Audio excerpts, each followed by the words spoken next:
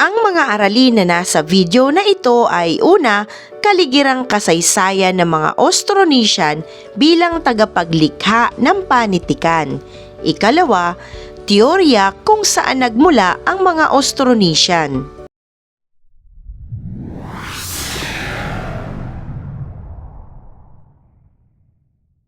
Narito na ang Austronesian bilang tagapaglikha ng panitikan sa ating kasaysayan. Sa sanaysay ni Dr. Salazar 2004, Kasaysayan ng Kapilipinuhan, sinasabi niyang ang mga pamayanan ay binubuo ng 5 kabanata at isa ang mga Austronesiano ang dumating at namalagi sa bansang Pilipinas. Ang mga Austronesiano ay nagdala ng mga kagamitan, kaalaman at kasanayan sa iba't ibang larangan ng pamumuhay na siyang pinakabatayan sa pag-usbong ng kalinangang Pilipino at sa pagkabuo ng sinaunang kabias ng Pilipino.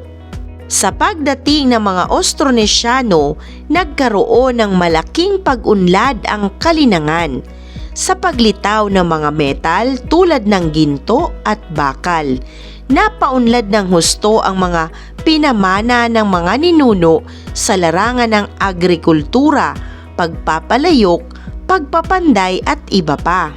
Dahil sa mga pag-unlad na ito, umusbong ang sinaunang kabihas ng Pilipino na may angkop na pantayong pananaw ang bawat pamayanan. Nagkaroon na rin ng mga pakikipag-ugnayan o komunikasyon sa mga karatig na lugar at ng pakikipagpalitan ng mga kalakal, bagay at ideya mula at patungong China at Timog Silangang Asya. Maraming teorya kung saan nagmula ang mga Austronesiano at kailan sila dumating sa bansa. Gayunpaman, pinaniniwalaang sila ay dumating sa panahon ng Neolitiko. Patunay nito ay ang pagkakaroon ng mga kasangkapang batong pinakinis ang kalakaran. Ginamit ito ng mga Austronesiano sa paggawa ng mga sasakyang pandagat na kanilang ginamit sa paglilipat-lipat ng lugar.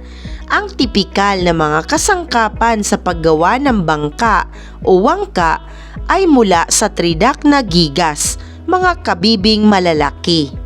Mga halamang ugat ang pinakalaganap na pagkain ng mga Austronesiano. Ilang halimbawa nito ang gabi at ube. Paano nga ba naapektuhan ng pamumuhay ng mga Austronesian ang uri ng mga sinaunang panitikang tuluyan?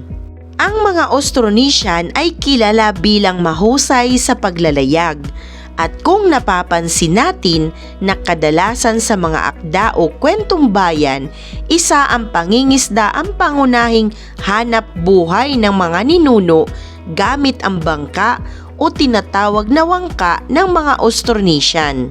Maliban sa pangingisda, makikita rin sa panitikang tuluyan noon ang mga Pilipino ay natutong magsaka at magtanim ng palay na masasabing ito ay hango sa mga Austronesiano, lalong-lalo na ang paggamit ng mga kagamitang pagsasaka.